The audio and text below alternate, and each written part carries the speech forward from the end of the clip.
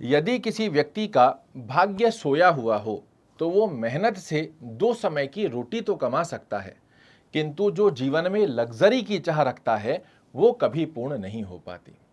किंतु अब आपकी कुंडली अर्थात यदि आप एक मेष राशि के जातक हैं तो आपका भाग्येश जाग गया है। और अब देखिएगा आधा साल किस प्रकार देवगुरु बृहस्पति मेष राशि वाले जातकों के लिए करते हैं बेमिसाल। जी हां, पिछले समय से देवगुरु बृहस्पति मिथुन राशि में प्रवेश करने के कुछ समय पश्चात ही अस्तगत अवस्था में आ गए थे और भाग्येश का अस्त होना आपके लिए किसी भी तरीके से अच्छा नहीं माना जाता। किंतु अब देवगुरु बृहस्पति का उदित हो चुका है, उदयगत अवस्था के अंदर देवगुरु बृहस्पति आ गए हैं, जो कि मेष राशि वाले जातकों के लिए सर्वशक्तिशाली ग्रह कहे जाते हैं। और अब आधे साल में अभी से लेकर 18 अक्टूबर 2025 तक की ड्यूरेशन में देवगुरु बृहस्पति अपना बल दिखाते हुए जब भाग्य का साथ आपके लिए जोड़ेंगे तो देखिएगा किस प्रकार देखने को मिलता है आपको अपने जीवन में बहुत बड़ा चमत्कार। नमस्कार, मैं हूं आचार्य अभिजीत शर्मा और आज हम चर्चा कर रहे हैं मेष राशि वाले जातकों के लिए देवगुरु बृहस्पति के उदित होने के पश्चात आपके जीवन में क्या बड़े परिवर्तन देखने को मिलेंगे। देवगुरु बृहस्पति वर्तमान समय में आपकी कुंडली के पराक्रम भाव में बने हुए हैं और इस स्थान पर उदित होकर सबसे पहली सप्तम दृष्टि जो सीधी दृष्टि होती है वो आपके भाग्य स्थान अर्थात खुद के घर पर दृष्टि देंगे और यहीं से आप अनुभूति करेंगे कि लक फैक्टर आपके लिए साथ देता हुआ पाया जा रहा है।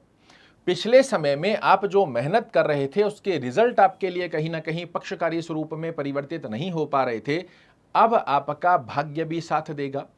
मेहनत के अनुसार रिजल्ट की स्थितियां भी आपके लिए बहुत अच्छी बनकर आएंगी। आपके द्वारा की गई व्यापारिक यात्राओं में आपके लिए बड़े अच्छे लाभ देखने को मिलते हैं।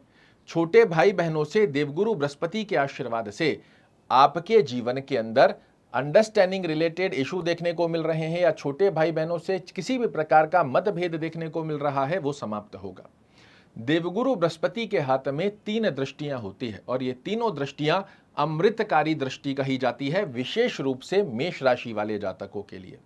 इनकी पंचम दृष्टि जब आपके सप्तम भाव पर आएगी, दाम्पत्य जीवन से संबंधित किसी भी प्रकार की समस्या, आप मतभेद जैसी स्थिति को सामना कर रहे हैं उसे समाप्त कर देंगे।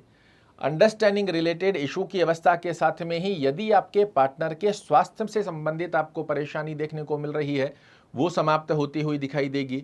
आपके पार्टनर के भाग्य के माध्यम से आप जीवन में कुछ नया करें, इस प्रकार का आशीर्वाद भी देवगुरु बृहस्पति आपके लिए बनाकर देने वाले हैं। कुछ नए कार्य इसी ड्यूरेशन में अभी से लेकर 18 अक्टूबर के मध्य आप किसी नए कार्य को करने की प्लानिंग कर रहे हैं, पार्टनरशिप में यदि कार्य करने की प्लानिंग कर रहे हैं, कोई नया इन्वेस्टर यदि ढूंढ रहे हैं, इस प्रकार की स्थितियों में भी बेहद सुंदर योग बना कर देंगे।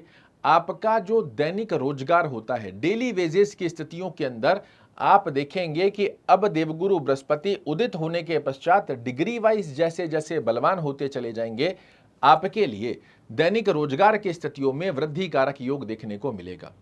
जो भी प्लानिंग आप कर रहे थे पिछले समय में जो फेल हो जा रही थी, उस स्थितियों में देवगुरु बृहस्पति जब भाग्य का साथ जोड़ेंगे तो आपके लिए सबसे विशेष अनुभूति जो मेष राशि वाले जातकों के लिए देवगुरु बृहस्पति अपना पूरा बल लगाकर देने वाले हैं वो है भाग्य का साथ। जहां आप हाथ डालेंगे वहां से सफलता आपका इंतजार करेगी।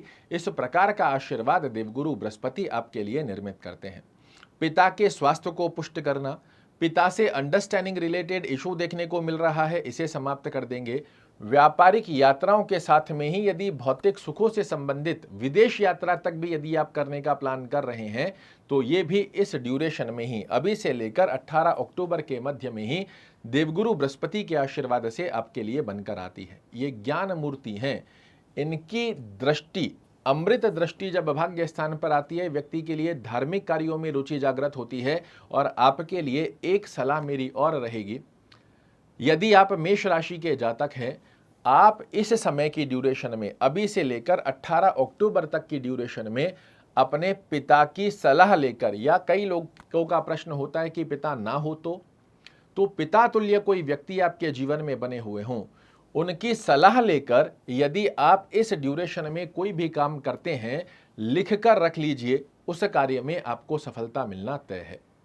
इसी के साथ में जब देवगुरु बृहस्पति की नवम दृष्टि आपके लिए एकादश भाव पर जाएगी, तो एकादश भाव क्या है? ये आय का भाव है, ये व्यक्ति के मनोरथों को पूर्ण करने का भाव है। और जब धन का कारक ग्रह भाग्येश जब आपके डिजायर्स की स्थिति के ऊपर दृष्टि देता है, तो ये आपके मनोरथों को भी पूर्ण करेगा, ये आपकी आय में वृद्धि के योग भी बना कर देगा, ये एक से अधिक आय के आयाम भी बना कर देगा। कुटुंब परिवार में यश मान प्रतिष्ठा, छोटे और बड़े दोनों भाई बहनों के संबंधों की स्थितियों को आपके लिए पुष्ट करते हैं।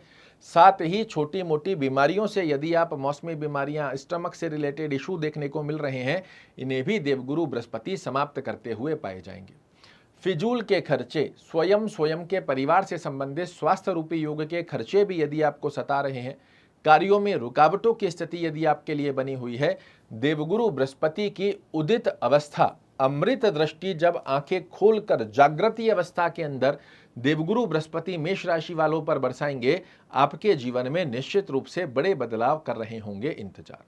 बस यहां पर ध्यान सदैव एक ही बात जो मैं आपको हमेशा बताता हूं, और आगामी समय में भी जब तक वीडियो बनाऊंगा तब तक बताता रहूंगा, क्योंकि इस अवस्था को समझे बिना आप ज्योतिष को कभी नहीं समझ सकते। यहां पहली अवस्था का ही ध्यान रखना यह है कि देवगुरु बृहस्पति आपकी कुंडली में एक अच्छे भाव में होना सबसे पहले आवश्यक होते हैं। आप अपनी कुंडली खोल लीजिए और जो स्थिति मैं आपको साइड में बता रहा हूं, इस अवस्था को चेक कर लीजिए। मेष राशि के यदि आप एक जातक हैं, आपके लग्न स्थान से 6वें घर में, 8वें घर में और 12वें घर में देवगुरु बृहस्पति नहीं होने चाहिए। और जहां कुंडली में नंबर 10 लिखा हुआ है, इस स्थान पर यदि देवगुरु बृहस्पति नहीं है, तो ये आपकी कुंडली में उदित होने के साथ ही भाग्य को कुछ इस कदर से आपके लिए साथ में जोड़ देंगे कि आप खुद देखेंगे कि जहां हाथ डाल रहे हैं वहां से सफलता निकल कर आ रही है। किंतु वहीं दूसरी तरफ यदि देवगुरु बृहस्पति लग्न से 6वें, 8वें, 12वें घर में या नीचस्थ अवस्था में बने हुए हैं, यहां आपके लिए कुछ बड़े ड्रास्टिकल चेंजेस देखने को नहीं मिलेंगे। यही सत्यता है जो कि सुनने में शायद थोड़ी सी कड़वी लगती है, क्योंकि और लोग आपको सत्यता के साथ में खवाबी पुलाव तो बहुत से बनाकर दे देते हैं, किंतु जब आपके जीवन में वो घटना घटित नहीं होती है तो फिर आप ज्योतिष को ब्लेम करना चालू कर देते हो। ज्योतिष को ब्लेम नहीं करना है, ये तो एक ऐसी साइंस है जो आपको पास्ट, प्रेजेंट, फ्यूचर सब से अवगत करा सकती है, किंतु राइट डायरेक्शन में जब आप इसे समझते हैं तभी आपके लिए इसके रिजल्ट बनकर आ पाते हैं। क्या करना चाहिए ताकि देवगुरु बृहस्पति का आशीर्वाद हमें परिपूर्णता से प्राप्त हो? तो आज से ही ओम गुरुवे नमः का एक माला जाप करना आपके लिए बहुत अच्छा है। थोड़ा समय मिलता है, विष्णु सहस्त्र नाम का पाठ अगर करना संभव ना रहे तो इसे सुनिए जरूर से, सुनने मात्र से बड़े अच्छे लाभ देखने को मिलते हैं। चलते फिरते ओम नमो भगवते वासुदेवाय नमः का जाप करना आपके लिए अच्छा होता है।